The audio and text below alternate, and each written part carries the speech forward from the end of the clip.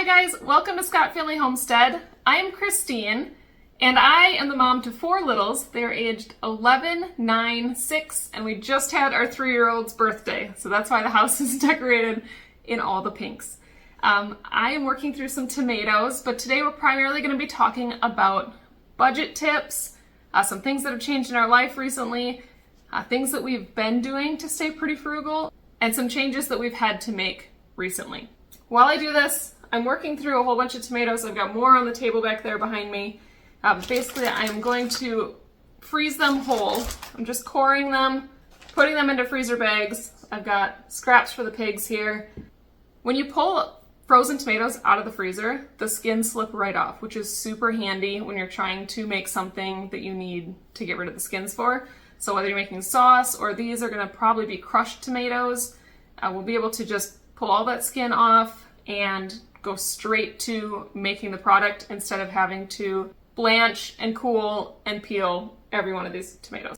I am running out of steam at this point in the year, so throwing these in the freezer and dealing with them later will be perfect. Especially when the house is a little bit cooler and things have calmed down.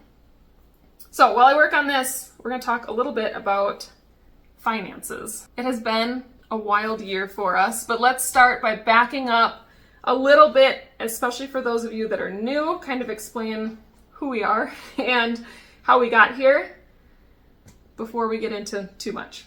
We moved to this house, this farm, about 2.5 years ago. Prior to that, I was a stay-at-home mom. We did some homeschooling and some public school. Each of our kids has different needs, but I primarily stayed home and raised up the real little ones and homeschooled the ones that are homeschooled. My husband worked a 6-figure job. We had a lot of value in the house that we were selling, and so we were able to move to a bigger property and expand our farm, which was really exciting because even though I had an itty-bitty baby when we moved here, I really had dreams of farming, getting cattle, dairy, expanding our pig operation, and we have done all of those things and more. We grow a huge garden with a high tunnel, and this is my baby now, this farm. Especially as my kids get older, I've got more kids going to school now, and I've just got the 2 home with me. And I did do a video on this in the springtime of the farm finances, basically about how we operate pretty much at a net zero or a negative, but the IRS requires you to show a profit 3 out of 5 years. So now that we're in our 3rd year, we have to show a profit, and we're trying very hard. We've been very frugal this year with the animals, with everything business expense related. And that has been a little bit of an adjustment because you can't just go out and get what you need when you need it. You have to see, okay, do we have something to get us by so that we can show a profit on this? Or when you make a big sale, like a meat sale, or we sell an animal, then we have to decide, okay, where's this money gonna go? And we just have to be a little bit more careful about it. The first couple years was big expenses, tractor, fencing, a lot of infrastructure type expenses. And so a lot of that has calmed down, and now we're just trying to kind of run the business and make some money on the animals that we have here. So we moved here, and my husband had a good paying job. He really loved it. He worked with people that he loved, and everything seemed really, really great. The farm was finally this year starting to kind of turn around and show some productivity compared to the first couple years while we were here. And then about 8 weeks ago, my husband very unexpectedly was laid off from his job in a workforce reduction. So my husband ended up in that group with a lot of his coworkers. While that can happen at any time, and we try to be prepared for that, and we did have some savings, it was a huge blow to us. And since that happened, a lot of things have changed in the technology world. So my husband is a software engineer, software architect, and it's not exactly the business that is hiring right now. It seems like every week there's another announcement of another big company letting thousands of people go. And it's not the easiest to get hired right now. I believe my husband has about 120 job applications out. That number might have gone up since we last talked about it. and he has interviewed with 3 companies. He's waiting to hear back. But so far, it has been 8 weeks. The farm is taking care of itself. I am making enough money, thank goodness, from sales. We sold a couple of animals that were worth a lot of money. Right now, livestock is worth a lot. So if you sell a cow, you can make some good money. So we've let a couple of our girls go and been able to keep everybody fed with the profits from that. We do have a farm stand that makes enough money selling eggs to feed our laying hens. And then we do have cuts of meat that we sell and shares of meat. And so far that has paid for all of those animals to eat. So we are not doing a lot of expansion. We're not doing anything too wild around here. It's mostly just keep things running. But that leaves us with a huge deficit, with my husband losing his job because there's still a mortgage to pay. There's still insurance, health insurance, which was covered before by the company. Health insurance is a big one. If you lose your job, it gets really expensive very, very quickly. The other main expenses that we have is my car. So we pay monthly for my car. But other than that, we don't have a lot of loans. So we have a pretty large mortgage on the house. To get into that a little bit, we did not sell our previous home before we bought this home. So we had to finance almost the entirety of this home all in one big mortgage. And that's what's really getting us right now. I wish we would have done something different, but I look back at it and I don't really know how we could have. Once we sold our first home, we put a lot of that money onto our mortgage, but we weren't able to refinance the mortgage because rates had gone insane. And if you've been following mortgage rates, they really haven't gone down until very recently. We're starting to see a little bit of a trend downwards. But we did not have an opportunity to refinance, even though we only owe 50% of what the house is worth at the moment. We still have a mortgage on the whole thing. Now, I know a lot of people will have advice about that, and I do wish that we would have done something sooner, but the fact of the matter is that we didn't. We did get approved for a mortgage refinance, and the bank said, let's hold out and wait and see if rates go down. This was probably about a year ago. And we held off and we held off, and the rates just kept going up and up and up. So we ended up not refinancing. And now here we are. So we have a very large mortgage. We pay on my car. But there's a lot of things that we've been doing for years that is super frugal. We did, like I said, always have a really good income. So even though we cut a lot of things and we're very frugal in some areas of our lives, we also take our kids to Disney every year. So I don't want to give the impression that the money just was never there, or that we don't like to go on vacation. Because if you know us, you know we are big Disney fans. And we like to take our kids on fun outings and things because they work really hard on the farm with us, and I don't want them to feel trapped here. So anyways, we were living a comfortable life. We made a lot of good financial decisions, I feel like, but we also obviously made some mistakes. So here we are. Now, things that we were doing before. This is one of the big ones, growing our food. Our grocery bills are very low because we grow our own meat, pretty much everything, beef, pork, and chicken. We grow a ton of our veggies. I can hundreds of jars of food every year, and it saves us a ton of money as far as that goes, especially because the business kind of absorbs a little bit of those expenses. Now, beyond that, we cook at home, make a lot of things from scratch. We buy in bulk. We do a lot of things to save on groceries. I would say I'm like right in the middle. Like most groups will not claim me. For example, a lot of people think I'm a huge prepper because I have jars and jars and jars in my basement and I buy in bulk.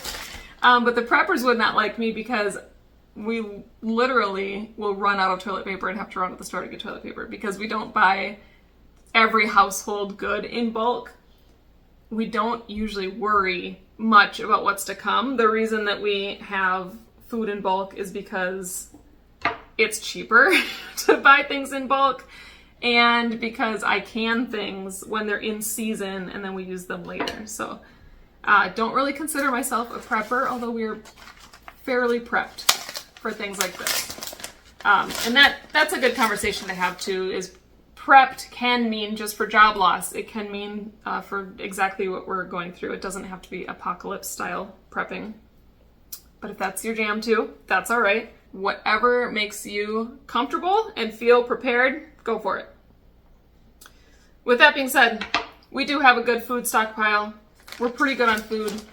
But I also learned how to budget a long time ago for groceries, and it just had to do with, we went through a phase where we didn't have any money, so we had to learn how to budget. And I think this is good advice, because I've given this advice to a lot of people who have asked about budgeting, and they have used it and liked it. So I'm going to give you this advice. When we didn't have very much money for groceries and we were very young, so we didn't know what things cost or what they should cost, what I started doing is I would give myself a budget of, okay, we have $75 for this week. And then I would make a list of everything we needed. I would try to guess what each item would cost and write next to it that number, and then distribute $75 throughout my list of, this is what I can spend on these items. Then I would go to the store. It's a lot easier now because you can do like online Walmart pickup or your grocery store pickup, and you can see exactly what things cost. But at the time, I had to kind of guess what things would cost and then go to the store and see, unless it was in a sale catalog or something where I knew what the price was going to be. So I'd show up at the store with my list with all my numbers on it. Okay, I have $5 to spend on apples. I have, whatever it was, $3 to spend on green beans. This was all coordinated to a meal plan. So meal planning is huge if you are on a budget or trying to save money. And then if the item was a lot more expensive than what I had budgeted for, I had to pick something else. I had to substitute something out in a recipe, or I had to go without something on my list. If it was, say, $1 or $2 less, I would kind of tally that. Like, okay, I have an extra $1 here, an extra $2 there. And then if something was over my budgeted price, then I could kind of give $1 here, $1 there. So it took a lot of planning and writing. I would bring my list and a pencil, like, okay, I got an extra $1 here. It felt silly at the time, but honestly, it taught me the prices of things. I started to memorize, like, okay, I can get this many of whatever, and I can get 2 boxes of cereal this week because I've got a little extra money for that, and I know they cost this much money. And when you're new to shopping for yourself or budgeting, that's just a huge deal, is learning what things cost. And so that was huge for me. That made a really big difference in our lives to do it that way. Now, even if you're doing this online, you can make your list ahead of time and say, like, okay, I think I have about this much money to spend on these items, and go from there.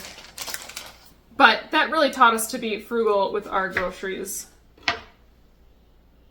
And still use that to this day of, okay, I have this much money. It's just now that when I do it in my grocery cart, I can delete stuff, or okay, I need to do less of that, or whatever. So online shopping is really nice. We primarily shop at Azure Standard, and those are all of our organic options. But we also use Walmart grocery pickup. So I'm not ashamed to say that. Walmart is what we have locally. They have good prices, and we're able to get a lot of things there. So that is what we primarily use for our supplement. Groceries have gotten insane. Grocery prices are changing and going up and up. And so it's good to know what things cost. It's good to know what the changes are and not just reorder your cart and not know which items went up in price. We're doing a lot of grocery budgeting, and we've cut out most of our fast food budget. That is a big one for me. We were spending too much money eating out. I'm gonna grab some more tomatoes and I'll be right back.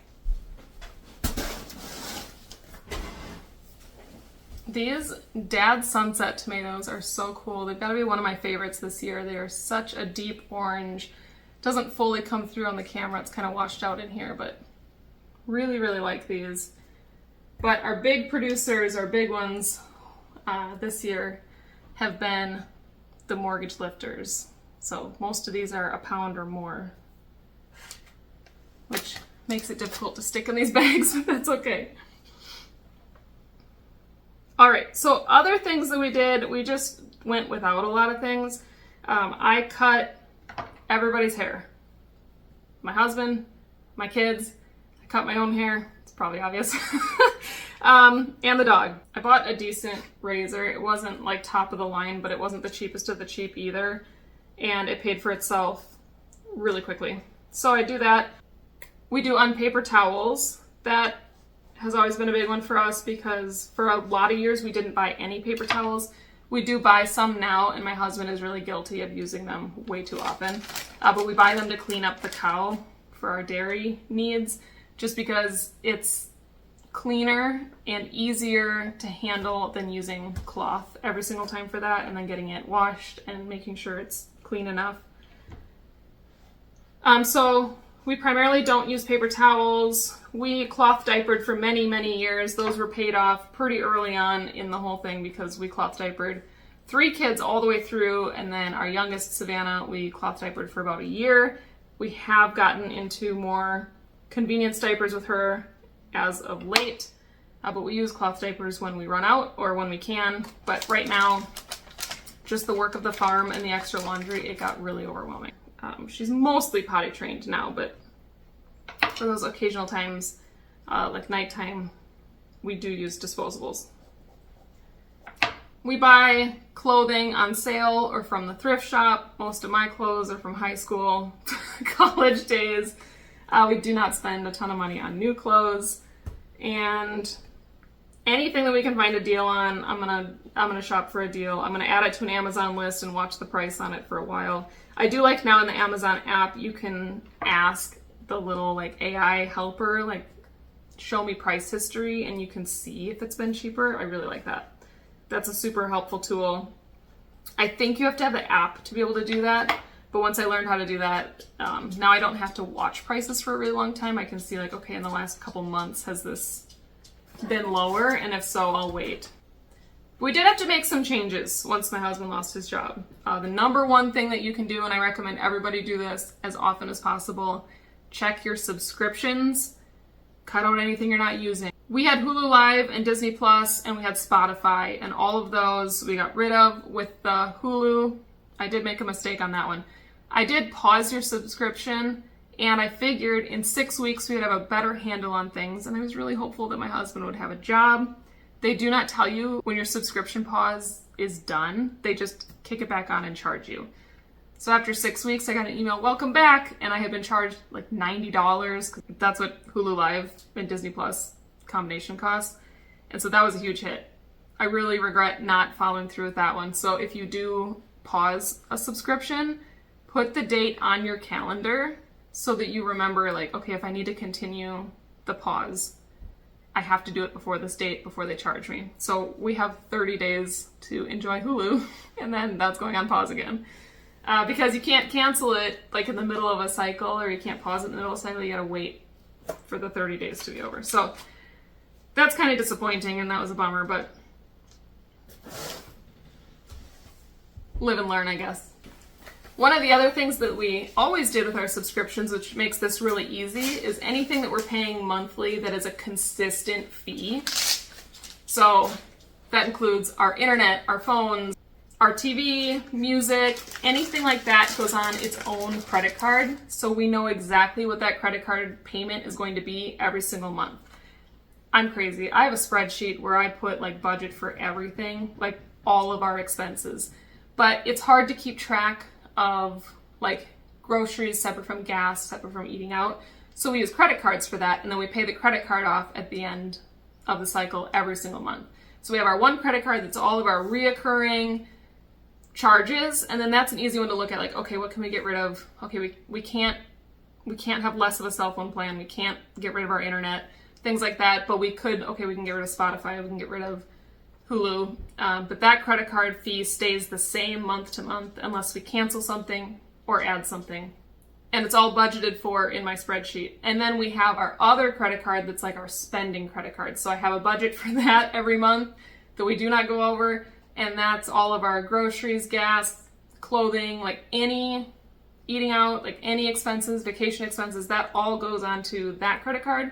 That one's different every month. It fluctuates because it depends on where we're spending our money, or if we've got a medical bill that pops up, it goes onto there. And then at the end of the month, we pay the whole thing off.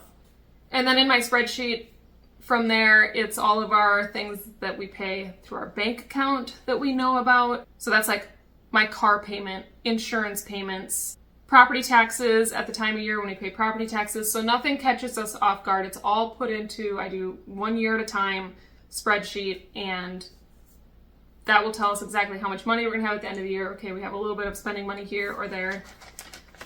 And that has always worked really well for me. I've done that for many years. It makes it really easy to go through your expenses and kind of cut the extra costs. And then we obviously just took that spending credit card and made new rules for ourselves. That has to be much, much lower. I also like these Black Beauties. A lot of mine split this year. For some reason, this variety, not a lot of the other ones, but this variety, it's split like crazy. But they have such good flavor and color. One of the first things we had to do was readjust our budget, obviously, because we're eating up our savings. We do have savings, but it is disappearing quickly, and we have no idea how long this is going to last. So we have to try to save as much as we can now in case we are dealing with this for a long time. One of the other things, and this is going to sound like really weird advice, but one of the other things we've started to do is buy more convenience food. And it seems like the opposite, like I should be telling you, cook all of your food from home.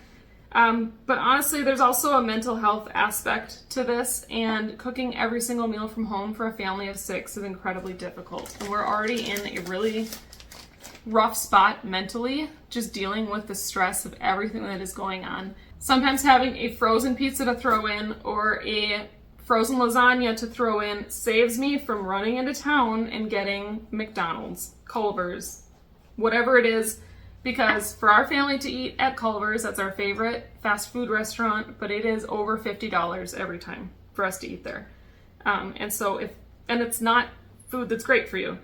So if I buy a Stouffer's lasagna for $10 and all I have to do is cut up some veggies to go on the side or make a little side to go with it, then it saves me $40 in running into town for that convenience food.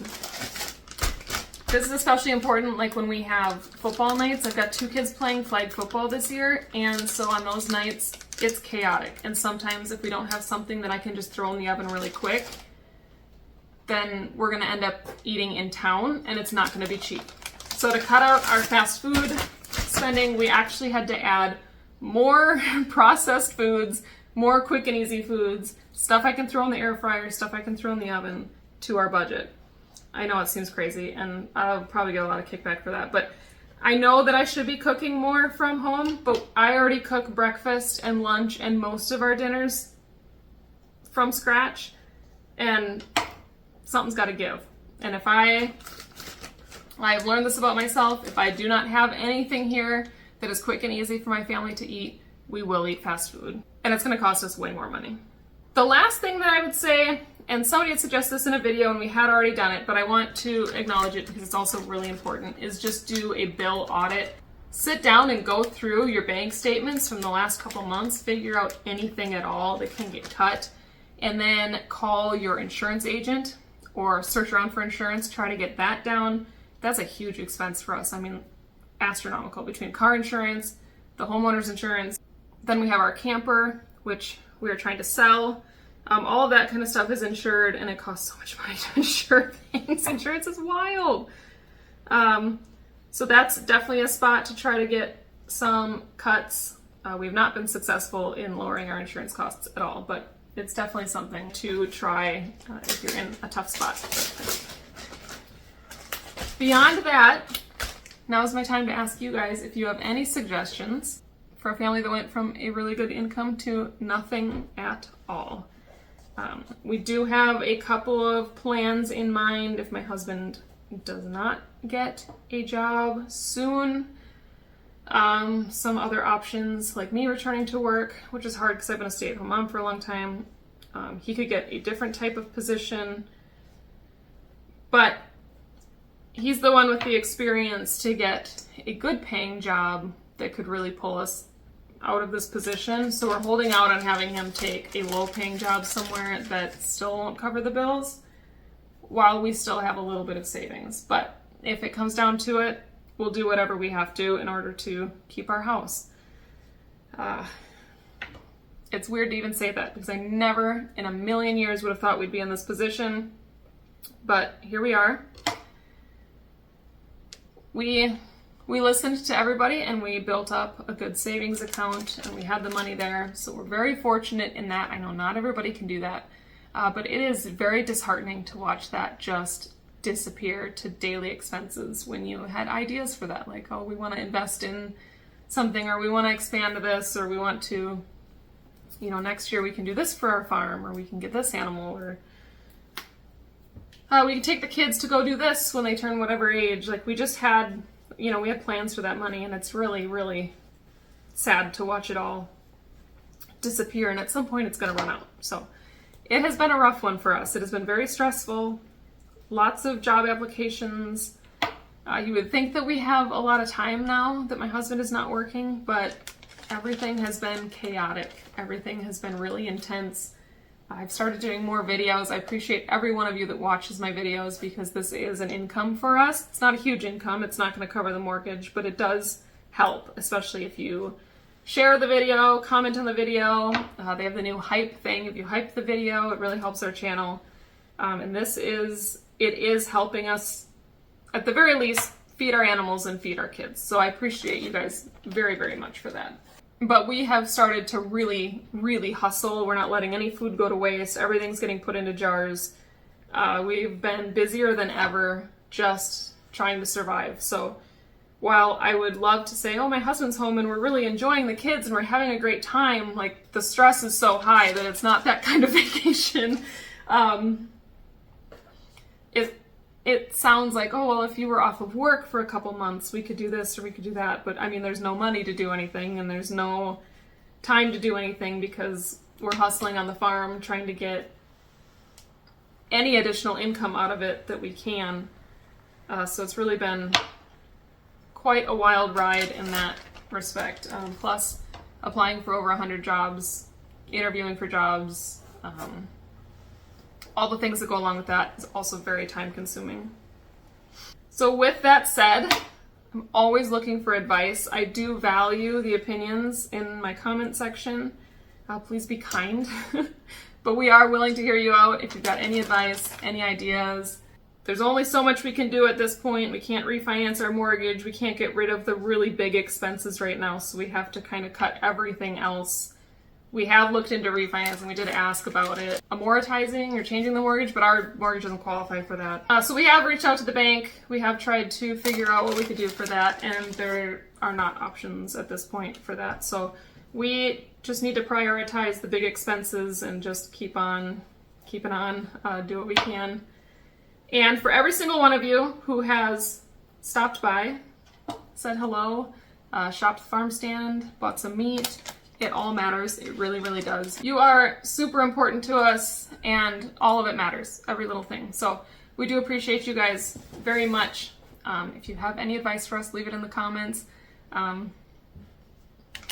Or if you know somebody who's hiring a Salesforce architect, it's kind of a specific job, or Salesforce developer, or just software architect, let me know. He's willing to apply anywhere for any kind of IT job that he could do. He does work remote. We live in a super remote area. He's always worked remote jobs, so there's not a lot of places around here you can commute to and do that type of job. He is willing to travel if that's what it takes. He works a very specific job remotely, and a lot of companies are laying off or doing return to office. And it has just been really wild to try to find a position in the IT world right now. So if you are in a similar situation, I will be praying for you. It is a rough spot to be in. We're thinking of you, and I hope things turn around for you soon. Thank you guys so much for watching. Thank you for hanging out with me. I got so many tomatoes put up. Let's see, we got 5-gallon bags filled. So thank you for hanging out with me while I got all this work done. I appreciate all of you. If you have any questions, let me know in the comments. Otherwise, I'll catch you on the next one. Bye, guys.